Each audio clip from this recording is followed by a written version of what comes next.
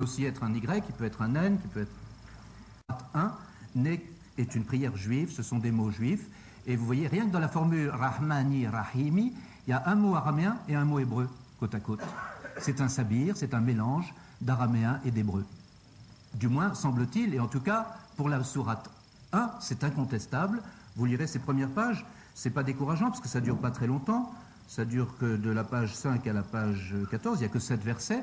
Et ensuite, je le réexplique à la fin, dans l'explanation, on peut tirer, ce qu'on peut conclure de cette première exégèse qui est très encourageante, qui définit déjà un langage, qui montre bien que c'est dans le langage juif, dans les dictionnaires hébreux, araméens, qu'il faut chercher si on veut trouver la clé de tout ce langage. Et c'est comme ça que je me suis trouvé embarqué à rechercher le sens de chacun des mots et l'origine de chacun des mots comme d'une création ex nihilo, d'une langue qui n'existait pas avant, mais qui a été créée à partir de cette koiné générale qui était la langue commune dans le Proche-Orient au 6e, 7e siècle.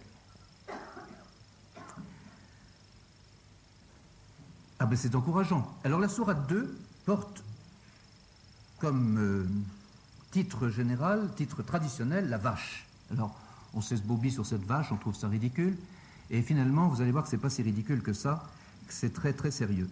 Mais ce qui est certain, c'est que ça commence par une énigme. Là, tout le monde, même ceux qui ont inventé une légende pour tout expliquer, ont renoncé à expliquer les 3 premières lettres de cette sourate, qui commence par la bénédiction de Dieu dont nous venons de parler, Bismillahi, alors ça va se retrouver au début de chaque sourate. Et puis après, il y a 3 lettres, A, L, M, et là, personne n'a jamais traduit ces 3 lettres.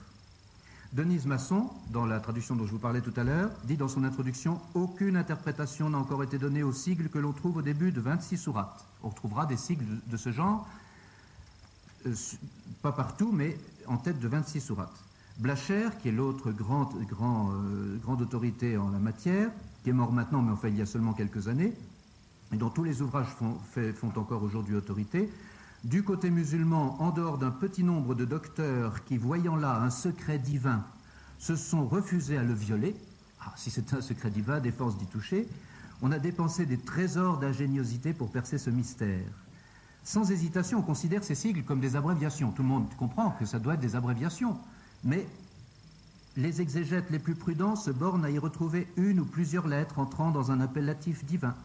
Du côté des orientalistes, c'est-à-dire des orientalistes occidentaux, donc des savants qui sont rationalistes en principe, qui ne voient pas de secret divin derrière tout ça, on songe naturellement aussi à des abréviations et l'on propose plusieurs hypothèses, mais qui se détruisent les unes les autres à force de subtilité, et chose plus grave, qui ne rendent pas compte de tous les sigles. Qui dira le mot de l'énigme? Tout ce qu'il semble plausible de soutenir, c'est qu'on a dans ces sigles l'abréviation d'une formule pieuse ou d'un appellatif utilisé comme incipit propitiatoire. Tout le reste est inutile jeu d'esprit, et les pieux musulmans qui jugeaient vaines les tentatives de percer ces secrets étaient sans nul doute les seuls à être sages. Alors c'était ennuyeux pour nous de caler sur ces 3 premières lettres, quand même, vous avouerez.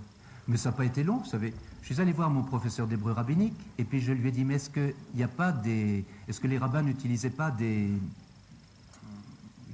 abréviations dans leur sténographie, dans leur manière de prendre... Oh, mais il me dit, mais si, et puis il y a même des savants catalogues qui ont paru tout récemment, là, à New York, et puis encore un autre à Munich, tenez, et il va me les sortir de sa bibliothèque, et nous avons trouvé à ALM l'abréviation de El Moshaot, qui est un nom de Dieu dans le psaume, d'ailleurs, dans le psaume 68, verset 21, vous retrouverez ça, le Dieu des délivrances.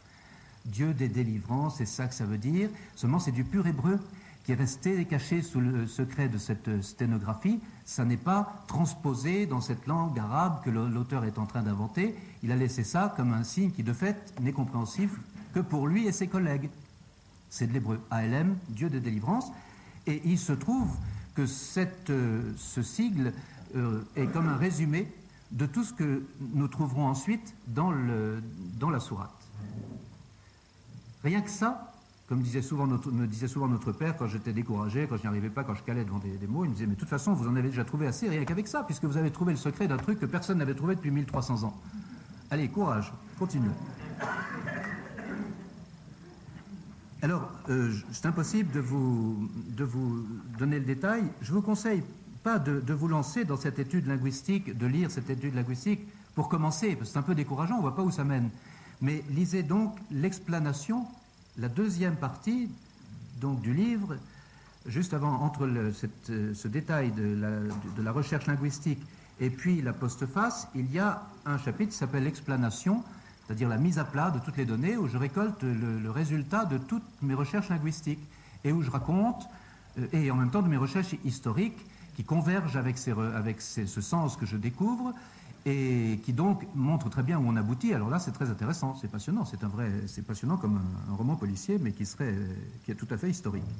Et ensuite, piqué par la curiosité, devant certaines de ces affirmations, des affirmations de cette explanation, vous irez voir, puisqu'en note j'ai remis les références à tous les versets qui prouvent ce que je dis, vous irez voir dans les versets le détail, vous direz, mais c'est vraiment ce que ça veut dire ça? Et vous irez voir comment je prouve que ça veut dire ça. Alors, je peux vous citer des exemples de cette façon dont la clé, finalement, ouvre l'énigme petit à petit.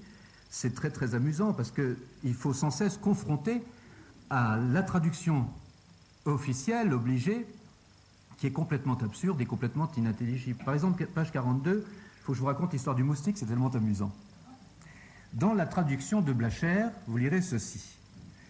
Au verset 26 de la sourate 2, Allah n'a point honte de proposer en parabole quelques moustiques et ce qui est en dessus. Denise Masson traduit un peu différemment. Dieu ne répugne pas à proposer en parabole un moucheron ou quelque chose de plus relevé. C'est à peu près la même chose. Mais un autre traducteur, M. Grosjean, un moustique quelconque est plus petit encore. Ah, les autres disaient plus grand ou au-dessus, lui il dit en dessous, plus petit. Il faudrait savoir. Et puis, quand même, Denise Masson disait moucheron et non pas moustique. Alors, moustique ou moucheron? Plus petit ou plus grand? On voit bien qu'il y a des incohérences, vous comprenez? Et le fait de l'incohérence montre bien qu'en fait, on ne sait pas du tout ce que ça veut dire. Aucun de ces auteurs ne fournit le moindre commentaire et en note, il n'y a rien pour justifier la traduction et expliquer la signification du propos dans un tel contexte. Au siècle dernier, Kazimierski n'hésitait pas à fournir l'explication traditionnelle. Alors il vous donne une explication, il vous dit, mais voilà, mais il faut savoir que les Arabes faisaient un reproche à Mahomet de mêler aux enseignements graves et sérieux des paraboles tirées des choses plus viles comme des insectes, de parler de l'abeille, de l'araignée, de la fourmi. Mahomet répond ici à ce reproche. Alors Montet reprend cette explication et dit « Mahomet répond ainsi indirectement à ceux qui étaient offusqués de lui voir prendre comme exemple l'abeille, la fourmi, l'araignée. » Remarquez, en soi, moi je ne suis pas contre. Dans la Bible, vous trouverez des proverbes où il est question de petites bêtes. Mais le tout, c'est que ça veut dire quelque chose dans le contexte et que ça vienne et qu'on comprenne. En fait, la clé de l'énigme, qui m'a coûté quand même beaucoup d'insomnie, c'est que le mot moustique ici, donc la parabole du moustique, mathal, le mot parabole, mathal, est tiré absolument directement de l'hébreu, machal. Et le mot suivant, ba'uzatan, qui selon eux veut dire moustique, alors là je trouvais rien de semblable. La mouche, ça se dit autrement en hébreu, le moustique aussi, parce que les moustiques, il y en avait beaucoup en Égypte, vous savez, donc il y a un mot hébreu pour ça, rien à voir. Jusqu'au jour où je me suis frappé le front, et je me suis dit, mais il n'y a qu'à déplacer le petit point, il n'y a qu'à changer le diacritisme. Si au lieu d'être ba'udzatan, c'était ta'udzatan. Il n'y a pas grand-chose à changer, c'est la même lettre, la même consonne, mais au lieu d'avoir un point en dessous, vous avez deux points au-dessus. Et comme je vous l'ai dit tout à l'heure, le diacritisme, en fait, de toute façon, il ne fait pas partie du texte critique. Ah, ta'udzatan, à ce moment-là, ça change tout. C'est plus la parabole du moustique, c'est la morale de la parabole. Ta'udzatan, ça vient de la racine yaras, qui en hébreu veut dire conseiller, expliquer les choses. Et à ce moment-là, tout se comprend. Dieu ne fait pas de révélation, la phrase devient parfaitement intelligible, Dieu ne fait pas de révélation pour dire la leçon d'une parabole. Alors le texte continue, ceux qui ont la foi disent, savent ce que ça veut dire, et ceux qui n'ont pas la foi demandent qu'est-ce que Dieu a voulu dire par cette parabole. Et la parabole dont il est question, c'est celle qu'il vient de faire juste avant, c'est la parabole de celui qui a allumé un feu, c'est la parabole de la lumière et des ténèbres. C'est Dieu qui avait allumé un feu pour certaines gens qui n'ont pas voulu de la lumière qui leur était donnée et qui sont devenus des apostats dont il va être question tout au long de la sourate. Et cette parabole de la lumière et des ténèbres est là tout à fait à l'imitation du prologue de Saint Jean. En prologue de cette sourate numéro 2, vous voyez, tout prend un sens, tout prend une unité d'un seul coup, mais il fallait trouver que le diacritisme devait être changé. Et ainsi de suite. Alors ensuite, la sourate commence, donc là nous sommes dans le prologue. Alors j'ai établi des parties, vous verrez, les parties s'enchaînent les unes aux autres, et vous le comprendrez très bien si vous commencez par lire l'explanation à la fin. C'est très intéressant, et là ça devient une construction, vous comprenez, cohérente de A jusqu'à Z. Alors on pourra me pinailler sur certaines interprétations, mais si l'ensemble est cohérent, alors que l'ensemble actuellement, il n'y a pas d'ensemble dans la traduction officielle, c'est-à-dire qu'il y a des ruptures de sens continuelles, il me semble que ça suffit à démontrer la thèse.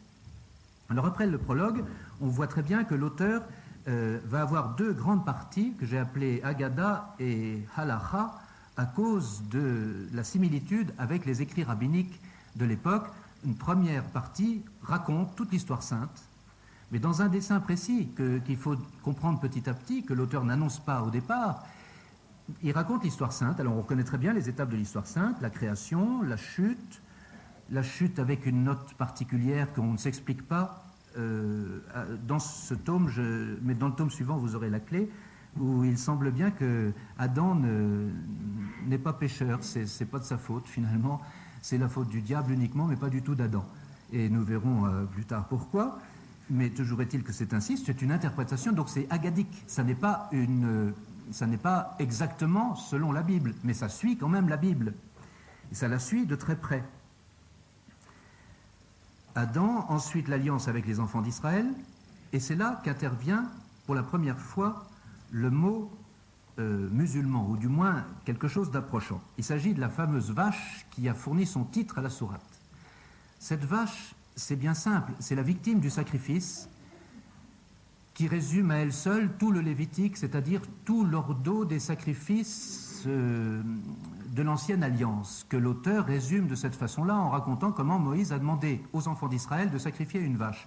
Et comme il vient de parler du péché du veau d'or, on comprend que ce sacrifice de la vache doit racheter le péché du veau d'or, et les enfants d'Israël rechignent parce qu'ils ont adoré le veau, ils ne veulent pas tuer la vache.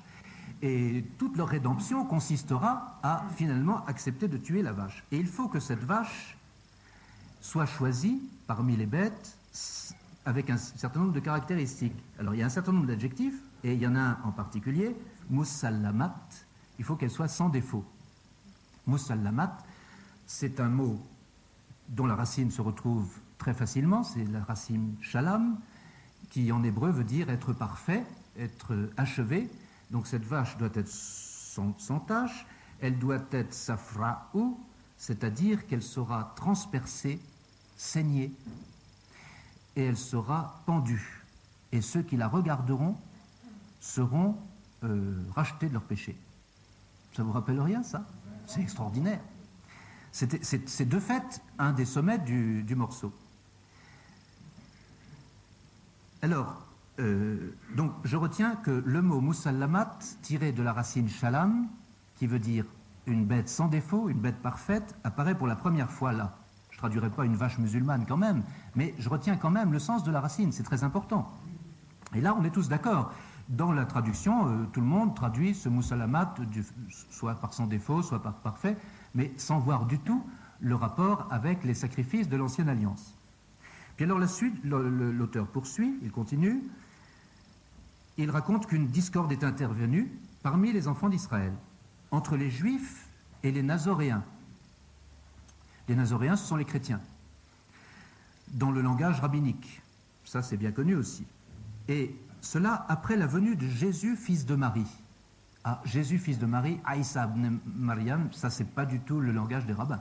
Jamais, jamais. Il faut avoir lu les ignominies que les rabbins écrivent à ce moment-là, dont le titre porte le titre est Les Toldot Yeshu, qui actuellement d'ailleurs connaissent un grand succès de librairie dans les éditions scientifiques. On est en train de rééditer ces choses qui au temps de la chrétienté était interdite et provoquait, quand les chrétiens tombaient sur ces textes-là, ça provoquait des pogroms parce que ce sont des ignominies sur la Sainte Vierge, sur Jésus.